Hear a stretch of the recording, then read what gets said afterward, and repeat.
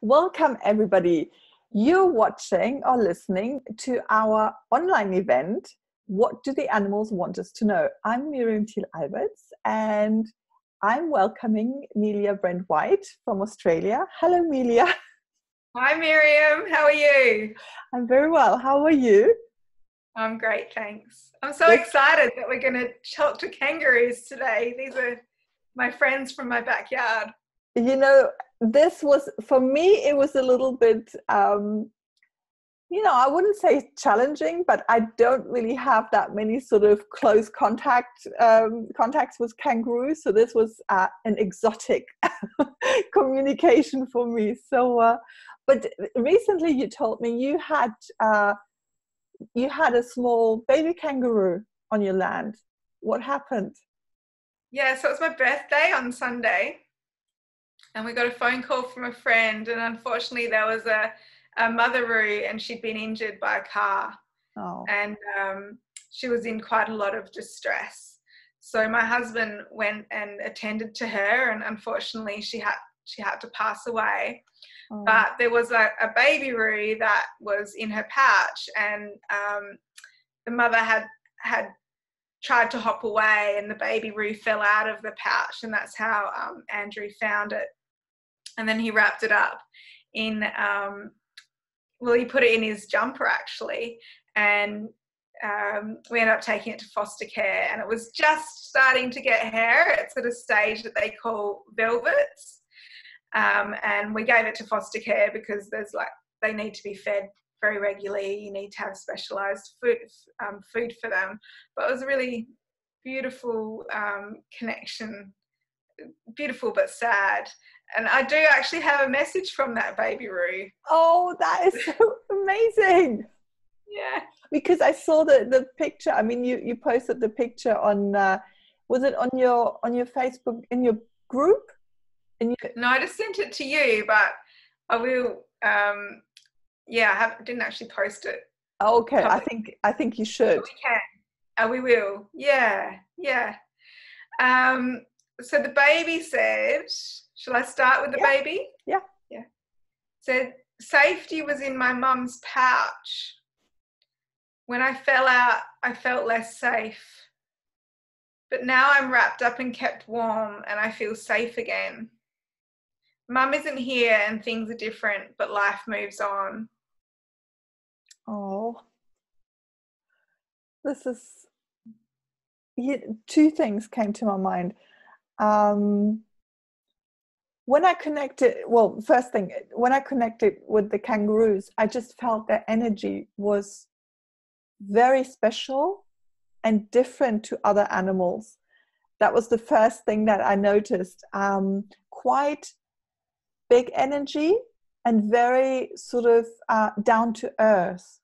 And they talk differently.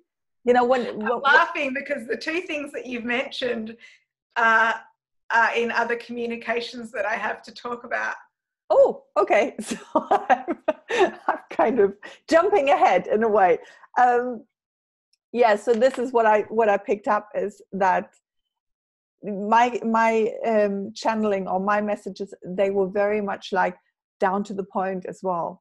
On the point, you know, there was no we're making it sound nicer or very direct energy. So and you know, with this little baby kangaroo, yes, things are not the same anymore, but I could, you know, which is sad, but I could already feel like this, it's okay, I'm moving ahead, you know. And kangaroos also stand for moving forward, for movement in general, but also, moving forward, change, development. That's what I picked up. And for me, this message, like when we were in our mother's womb, everything's very safe and warm. And for me, it was a reminder of how to recreate that when you need to feel safe. So there's that Danish word called hygge, isn't it? Hygge. Hygge. It means like cozy. Right. Yeah, so it's like creating it's winter here for me, so it's creating that safety, but we can do that for ourselves at any time. And also about realizing that things might not have been the same as they used to be, but realizing that things are okay and life does move on. You know what I like your sort of moving or taking that inspiration or that message and connecting it to hygge. I lived in Denmark for 5 years, and that was one of the first things that, because I moved just as autumn was coming, you know, so we were going into the hygge sort of time. The Danish people take that time because it's very dark in the winter, and it's the weather usually is, it can be quite bad, you know, with lots of wind and rain and cold. So they take it quite seriously, you know, this hygge, which means you put like candles and you make it cozy for yourself and your family, and you spend family time together instead of running out. Nobody goes out in the winter in Denmark, maybe in the big cities, but if you're not in the city, you stay at home, you light a candle, you make tea, you have, you know, a nice, lots of them have like open fireplaces. So it was a nice reminder that even though, you know, life moves on and we're not in our mother's womb anymore or pouched, you know, we can still feel that same safety, you know, with the blanket, with the, you know, making it nice for you. So yeah, even though it's very warm here in Germany at the moment, so hygge means something different for us here. Yeah. I connected with a kangaroo that lives in the Australian desert, somewhere in the outback, and I asked him, it was a male kangaroo, if he had a name, and he said he has no name. But he was very strong. His energy was very strong. And this is what he wanted to say. I want to share about connection. We kangaroos connect deeply with each other and with the earth. We know that earth is made of energy, and we can tap into this net of energies in order to communicate and receive messages from very far away or very close to our hearts. We use this web of energies daily, and no storm or electrical interference can dull our communication, like it does with your internet so often. We often wondered why you humans are not using the Earth's web of energies. Yeah, we've forgotten. So it's there, like, but we don't sing the song lines. They call the Indigenous people of Australia, they call them song lines, and they have stories about how it was created. And as Europeans and other nationalities living on this soil, I would say that we're quite disconnected from that aspect of Australia, which is very sad. And it does tie in with a message that I've downloaded as well. So I might just go straight into that one.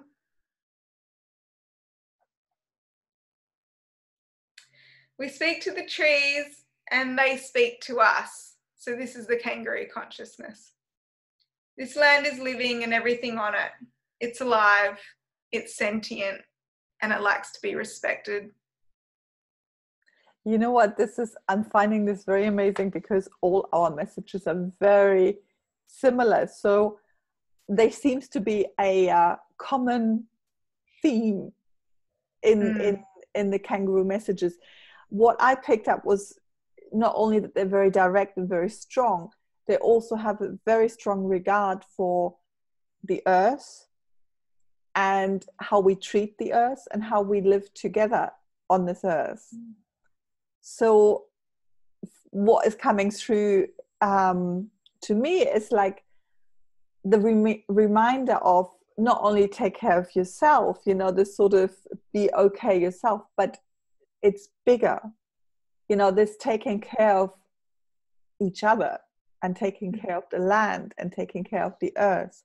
just a reminder of what can I do in my life, you know, what can I do so that we're respecting the earth more, you know, whether it is sending out healing energy or the meditating that you're sort of in a more, you know, in a better place where you can help to raise the frequency of you know, the earth.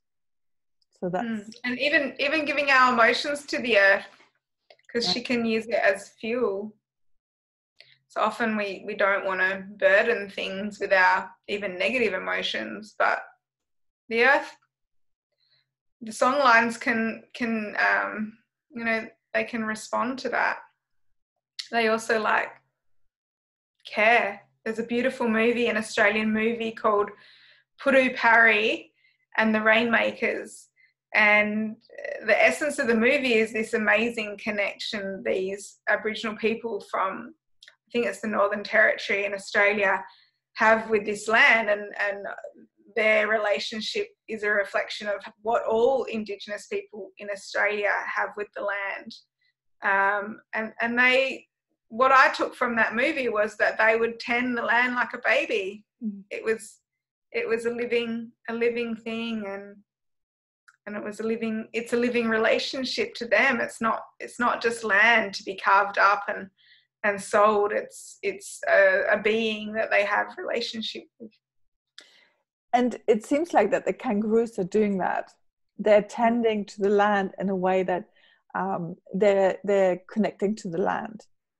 They're sort of coming through with the messages to let us know that they're concerned, or they are, you know, with the land, so that we can kind of join in that big connection of souls and energy, to see the land in a different way and do what we can to honor the land and connect with the land and protect the land.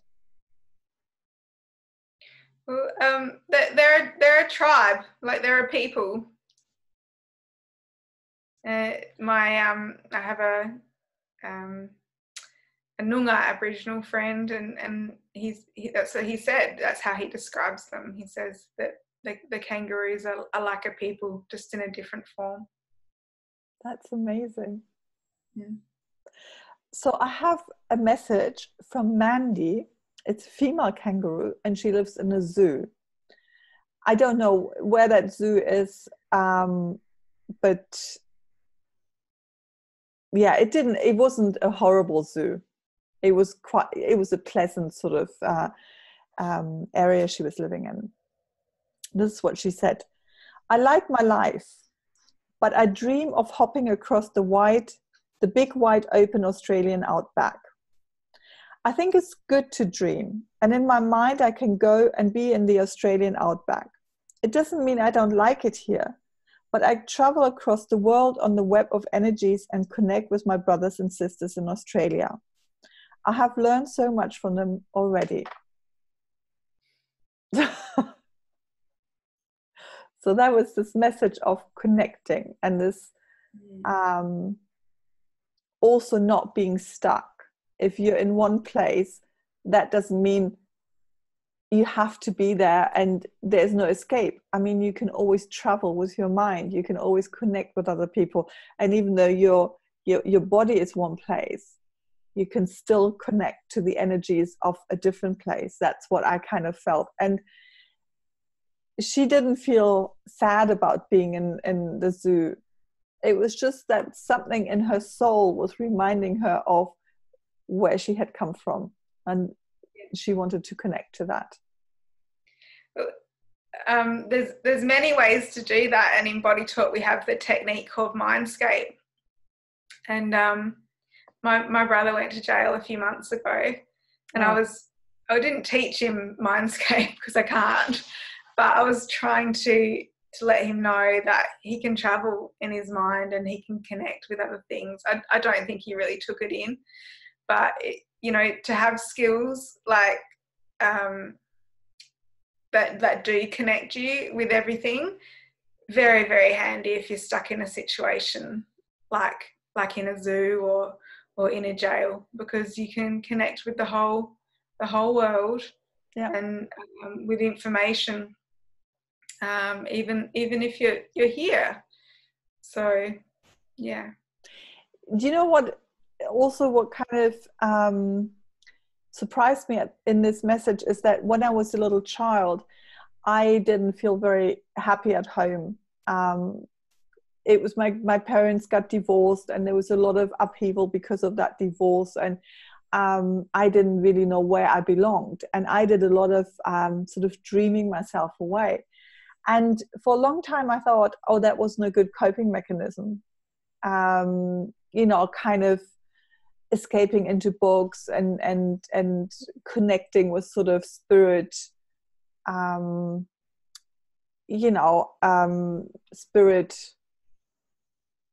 spirits. I don't know how to call that, like communicating with different souls. And this reassured me that it's okay to do that. And I think it is also a beautiful way to it's not escaping. It's more like you're enriching your life by connecting with something that is outside of your current situation. So, well, my next message talks about grounding, which is the opposite to that. So I guess it's a little bit like a yo-yo. Right. That we go to these other places, but then we come back to the body. Yeah.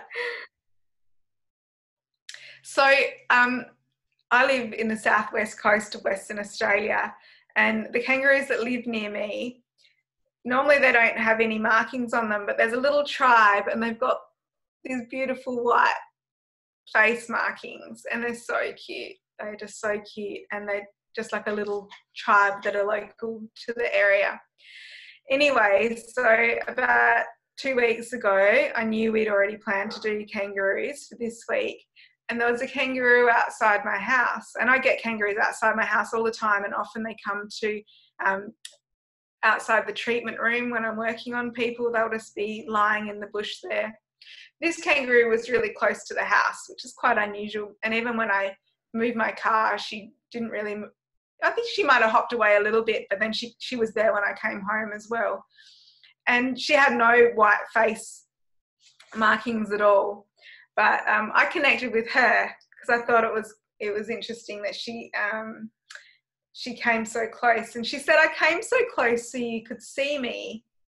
We are the wise ones, ancient ones. We've been here a long time. Life is made up of scratching, eating, and being. Life is good. Sometimes we lie in a wallow hole if life gets too much. It's very stabilizing. I love this. Our dog does that as well. He also lies in a hole. Yeah, do you know what? I can feel that energy from that kangaroo. That's it's like a calming energy, and it's like, it's okay, but yet it's a strong energy. And I love the message of, don't overdo it. Don't hop everywhere. Just be. Breathe and be.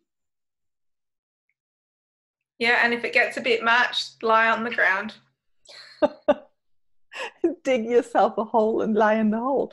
I think it's great.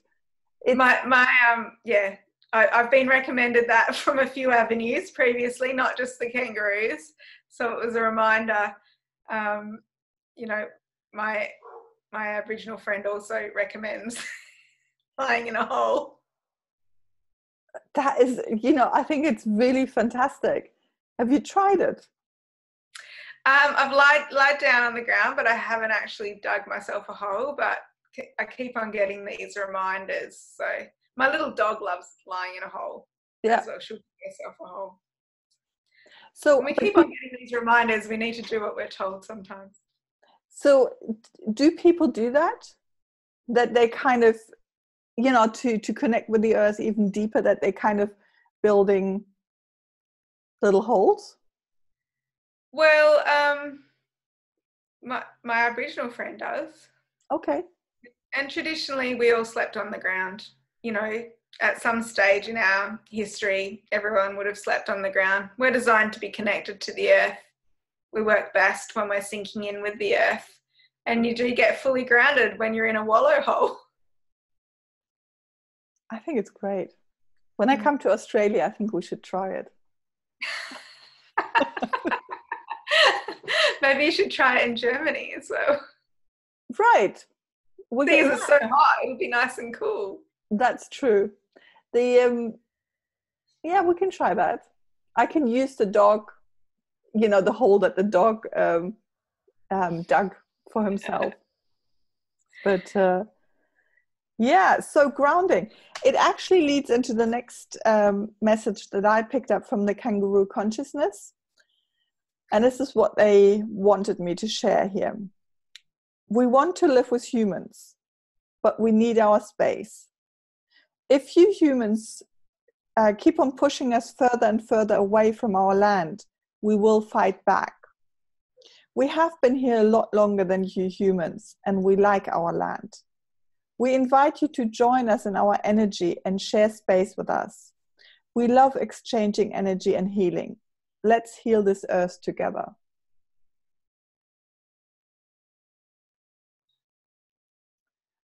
And I could really pick up the determination of the kangaroos. It was not something that, you know, please and thank you and may we. It was like, this is what we're doing. And if, you know, don't push us. This is our land. This is our space. And we want to heal this place. Yeah. It's very relevant.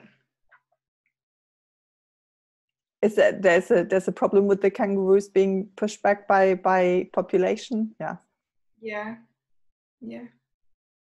People fencing land so that they can't get in. And yeah, new developments. It's a very it's a bit sad as well, because it's like even though they say they will fight back, but they will lose against the cars, or they will lose against not having enough food, you know. So the council, you know, there's no provision for them.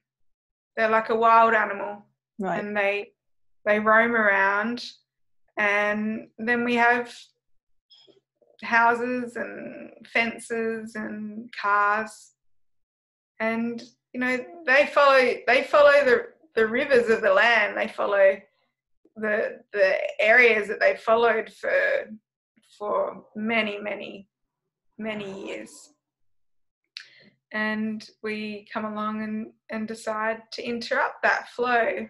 So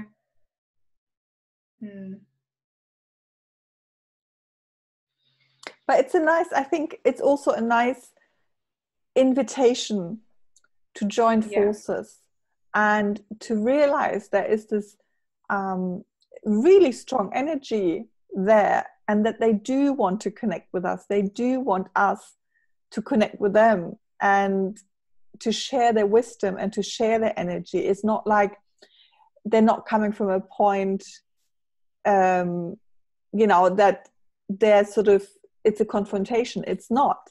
They want to bring us into this whole, you know, web of energies. They want to bring us into their wisdom and inviting us to join. And I think it's lovely. And that's the beauty of nature and the animal consciousness and the plant and mineral kingdoms as well, and the insects. They don't hold it against us. Like, there's always an opportunity for us. You know, there's an opening. And I guess it's just up for each of us to step into contact and connection with that, if it feels right to do so, and to connect with them on a different level and to learn. Yeah, I'm just thinking, you know, what would happen? How would the earth change? You know, if more and more people were doing this, you know, connecting with animals, being open to receiving these messages, joining the animals in their sort of, you know, fight to heal the earth, and fight is not the right word, but in their quest to heal the earth. And I think there's so much wisdom there, that we can pick up, Yeah, if we're making ourselves available. watch this space. Hopefully everyone that's listening will be interested in how they can connect with animals, and how they can also receive their own messages, and we can all learn from the animal wisdom, and begin to live life a little bit differently, more in harmony. Sorry? Go ahead. So I also connected to the kangaroo consciousness, and they said, we aren't like any other animal on earth. We are unique and proud to be kangaroo. We use our big tails to balance ourselves. Humans have very small tails. That's why it's difficult to ground sometimes. Imagine having a big tail like ours. We'll help you. And if you need to get somewhere, try taking a big leap when there's something to jump. You'll be amazed how high you can jump when you coil your energy. That is beautiful. This is really what I also picked up in all the messages. This sort of, the energy was, they have this energy available to them. So when they make that jump, you know, that leap, it's a big kind of, it's like a mini explosion of energy in them. Whereas, you know, they can be very calm as well, and then they make this big jump. And this is something that we sometimes can do that as well, or we should be doing that. If there's an opportunity to make that big jump or big leap, and to know that we have that energy available for that.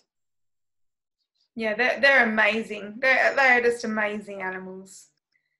And the biomechanics of their body, it doesn't work like any other animal. They are just so mesmerizing to watch, and they can jump so high. I've seen them jump really high fences, just a big boomer, a big male one, just, yeah. I want to see them. Really, really quite special animals. I really want to come and really see them in the wild now. Yeah, they're like deer. They're like, you know, they look like deer, but they've got these amazing hind legs and little tiny paws, and this huge tail. Like, the tail is just enormous, and it's just amazing how they balance on it.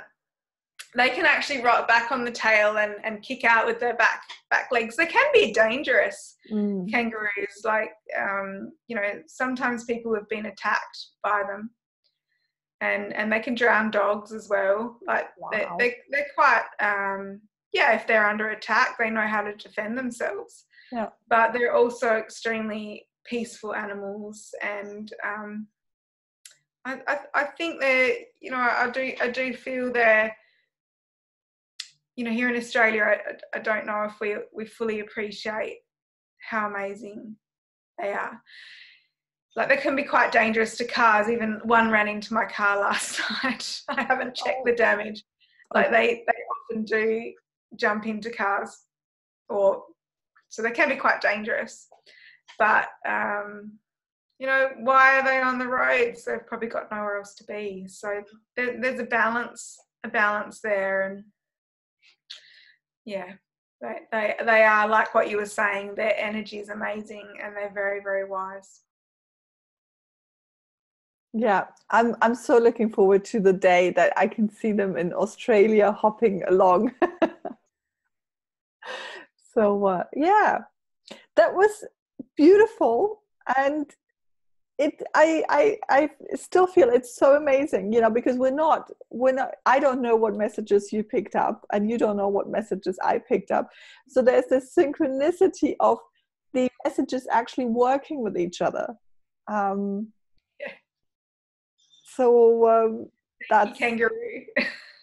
pardon me. That's Thank you to the Kangaroos. yeah, they were very, very strong. What they very, very clear as well on what they wanted us to know. So that was lovely. It was really nice. And but I believe you have something for us now. Do a short little body talk balance. So this is balance for everyone that's listening. So past, present, or future, you'll be included in the balance. And if you don't feel like participating, you can just turn off the recording right now and not listen. So it's your choice. So just take a few big deep breaths, placing your feet just flat on the floor.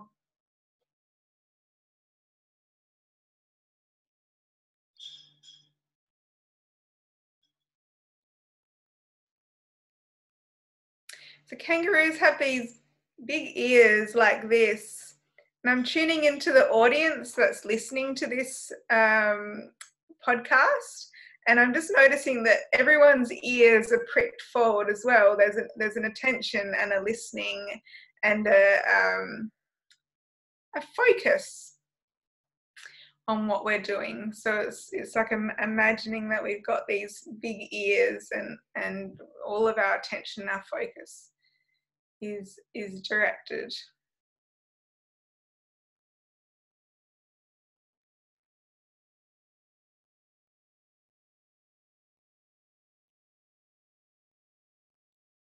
So we're going to connect to the kangaroo consciousness, but we're also going to connect to, in Australia, we have this amazing rock in the centre, and I've never been there, but it's called Uluru. And from October, you actually can't walk on Uluru anymore because it's actually a sacred site. And so much of Australia is very sacred to the Aboriginal people, and you know, unfortunately, a lot of that isn't recognised. So what we're going to do is this balance is connecting to the kangaroo consciousness, but also the beating heart of Australia, which is Uluru. So we're going straight to our heart centre, each of our heart centre. We're going to the septum of the heart, which is in the centre of the heart.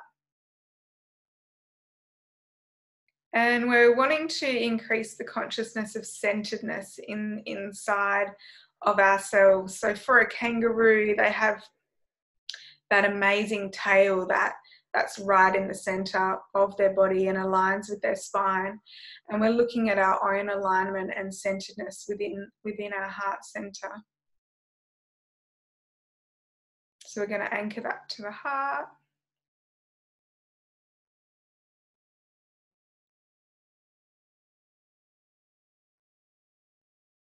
Now we're going to link through to the lungs, but we're actually also linking through to all the forests of Australia. So the lungs, if you look at trees, the bronchioles of our lungs are shaped like leaves and branches.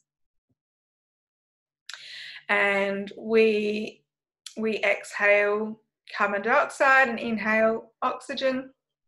And the trees inhale carbon dioxide and exhale oxygen. So there's this amazing symbiosis between us and trees.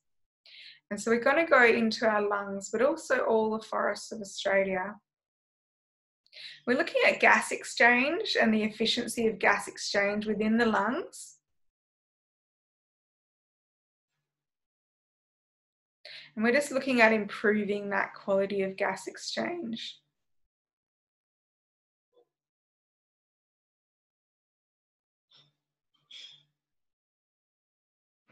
And we're looking at that cardiopulmonary system. So the way that the lungs are taking the oxygen and then it's going into the veins and that's going pumping around the heart. So we're looking at that entire cardiopulmonary system and particularly the efficiency of it. We're wanting to increase the efficiency of it.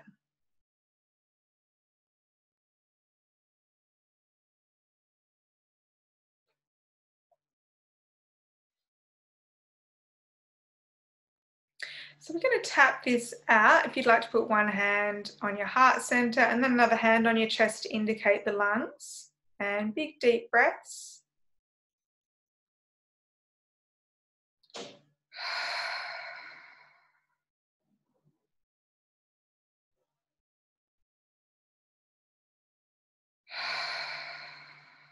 Now releasing that lung hand, spread your fingers out wide and just begin to tap up and down on top of your head in a rhythmic motion.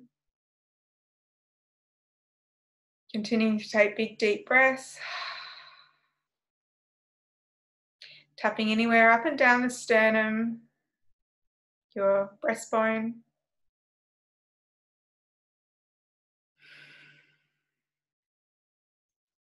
And then tapping around the navel, so tapping on the gut brain. So we're tapping on the head, heart and the gut brain to facilitate a improvement in communication between the heart and the lungs, and also to shift the energy between those organs as well. And you can finish. Now, kangaroos often rub their face like this, and I just invite you to do that. So just rubbing your face with your paws a few times.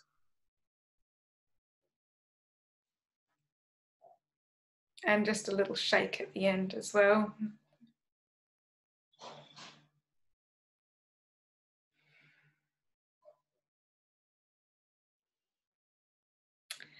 And we've finished the balance for the moment. So after receiving this balance, please drink some water. If you feel tired, you might need to have a nap. If you feel energized, you may need to go for a walk. Sometimes there can be a bowel movement after receiving some BodyTalk, or you might notice a little bit of an aggravation of some symptoms. Things may get a little bit worse before they get better. It's what's called a healing crisis in